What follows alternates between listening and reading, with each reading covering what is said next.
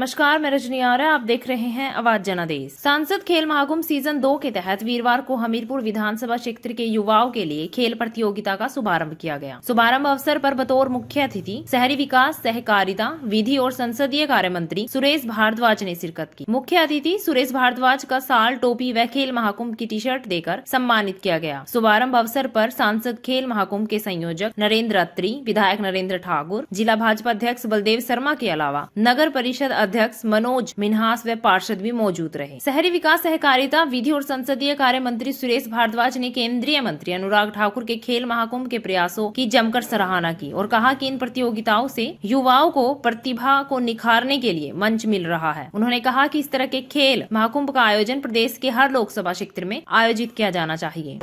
जिस लोकतंत्र में सांसद जनता के साथ जुड़कर के काम करता है और अपने विकासात्मक कार्य के साथ साथ जनता के विभिन्न वर्गों के लिए जो है वो उनके स्वास्थ्य की दृष्टि से या उनकी जो है वो कार्य की दृष्टि से जो है वो चिंता करता है, मैं समझता हूँ वो सबसे स्वस्थ लोकतंत्र होता है। हमीरपुर संसदीय क्षेत्र के सांसद श्री अनुराग सिंह ठाकुर जी ने जो ये प्रयास किया है, ये बहुत महत्वपूर्ण प्रयास है। खेल महाकुंभ का प्रयास उन्होंने अपने संसदीय क्षेत्र से प्रारंभ किया और अब प्रदेश की जनता जो है इस बात की मांग करने लगी है कि जिस प्रकार से हमीरपुर लोकसभा क्षेत्र में ये काम हो रहा है वो सारे प्रदेश में हो।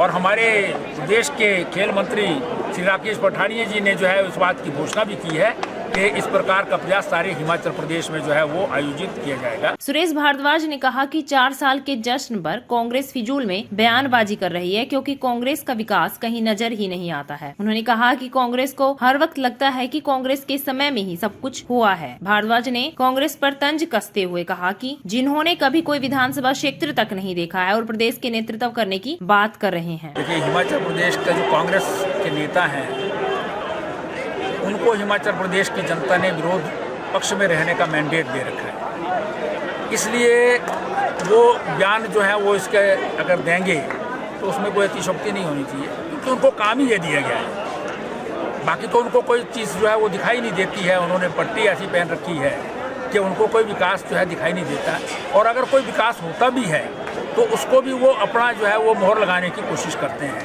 कि वो सब कुछ जो है वो जो हिंदुस्तान में हुआ है वो तो एओई ह्यूम के बाद ही हुआ है क्योंकि एओई ह्यूम ही जो है उनकी पैदाइशी एओई ह्यूम के द्वारा की गई है। तो इसलिए मैं समझता हूँ कि जो 4 साल का कार्यकाल है हिमाचल प्रदेश में भारतीय जनता पार्टी की सरकार का, उसका देश के प्रधानमंत्री नरेंद्र मोदी जी ने स्वयं जो है वो बखान किया है। 2022 में हिमाचल प्रदेश में फिर से भारतीय जनता पार्टी जो है वो सरकार बनाएगी। ये अपने जो है वो पहले मुख्यमंत्री तय कर लें।